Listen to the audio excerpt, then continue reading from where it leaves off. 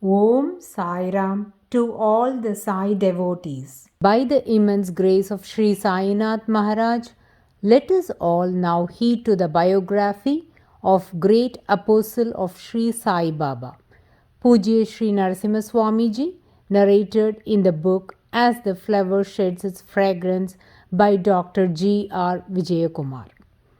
Chapter 4 Public Life. Narasimha Iyer straightway joined the bar and began to practice at Salem from 1895. The rare legal acumen and persuasive eloquence he showed in conducting his cases brought Narasimha Iyer phenomenal success at the bar, large clientele, princely income, and powerful influence. Very soon, he became one of the leaders of the bar. As an advocate, Narasimha Iyer was very calm while presenting his case and arguments in court. But he would not hesitate to needle and irritate the lawyer on the other side to make him lose his trend of thought. By nature and temperament, he was always sympathetic to the masses. Considering the high cost of litigation and the ruin it brought in the end to both the parties, Narasimha Iyer used to conduct a panchayat court in his house, allowed the lawyers to put up the respective cases of the parties, and dealt out justice cheaply and agreeably to both the parties.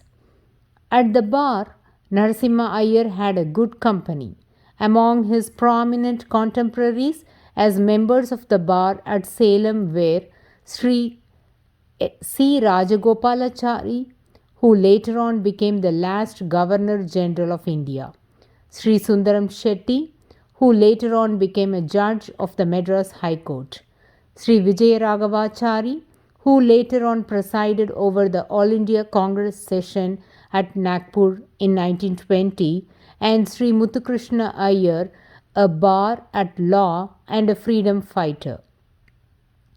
Not content with acquiring fame and amassing wealth as a lawyer, Narasimha Iyer interested himself in all the public activities and movements of the day.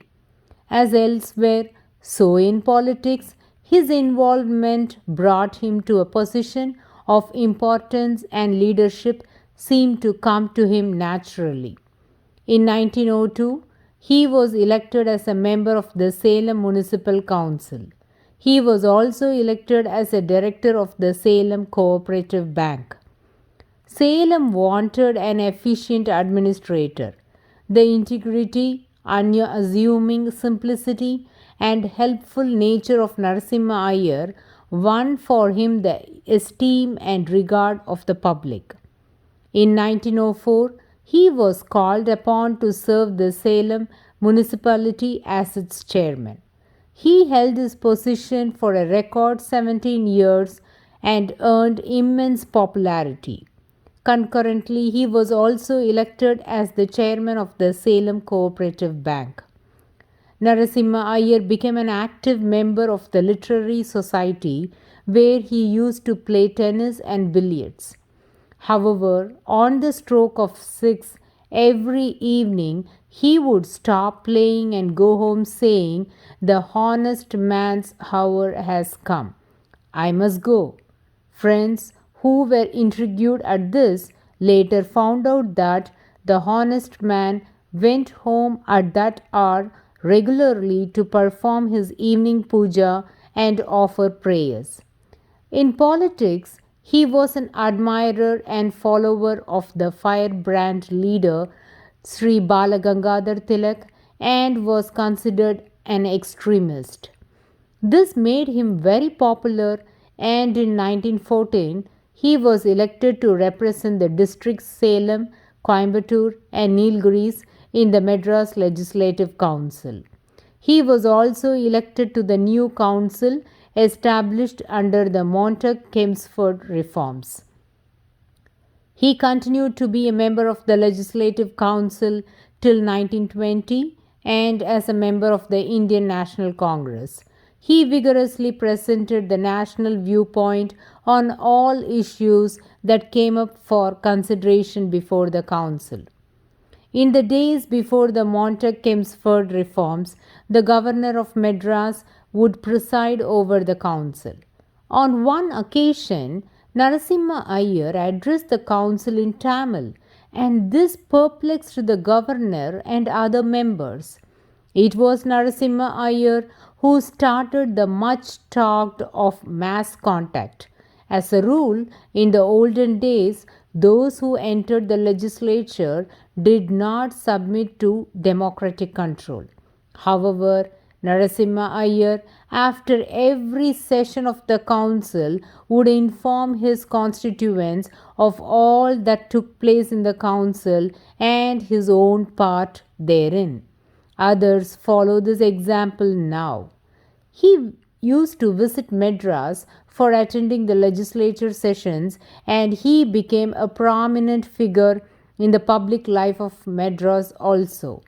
He was frequently invited to deliver lectures on current problems, and invariably they drew large attendance. He was well known for presenting his points briefly and clearly in a pleasing style, and the quotations from English literature and Sanskrit words. Narasimha Iyer had an extraordinary knowledge of men and things.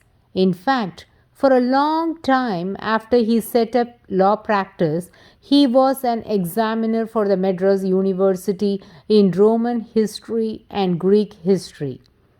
It was rare that one combined in oneself so much knowledge and saintly traits. As he gained his popularity in public life, his family had also grown. Narasimha Iyer and Sita Lakshmi had 5 children, eldest son Venkataraman, followed by daughters Rajalakshmi and Sharadambal, second son Jayaraman, and the youngest daughter Savitri. By 1916, Venkataraman, Rajalakshmi, and Sharadambal were married, and only the younger two, Jayaraman and Savitri, were with the parents.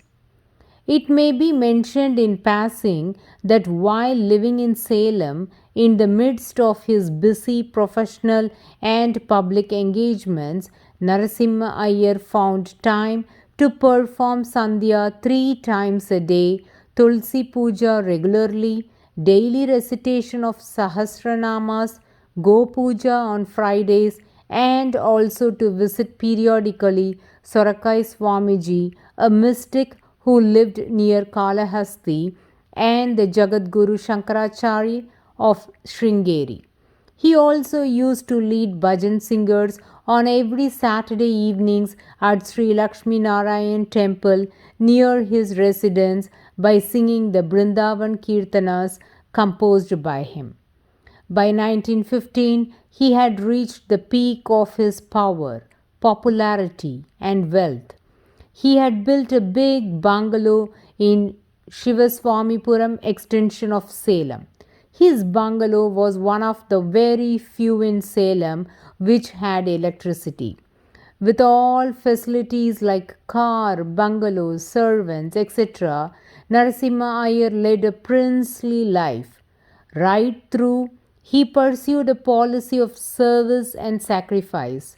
To him, politics did not mean the gateway to a career or profession. Others who worked with him blossomed in free India as ministers, governors, ambassadors, or chairmen of commissions carrying perquisites and profits. By 1915, Dr. Annie Besant had organized the Home Rule League to agitate for the freedom of India from the British administration.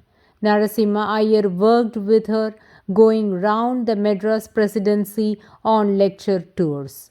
Madras Presidency was then far bigger in size than the present Tamil Nadu. Narasimha Iyer was our first national leader to conceive the idea of mass contact and visit the rural areas and create mass political awakening. The Congress Working Committee to cover the entire nation later on adopted this. Meanwhile, the First World War was going on. E.S. Montague was the Secretary of State for India and Lord Chelmsford was the Viceroy of India. These two persons had worked out the famous Montague-Chelmsford reforms for India to be implemented after the war was over.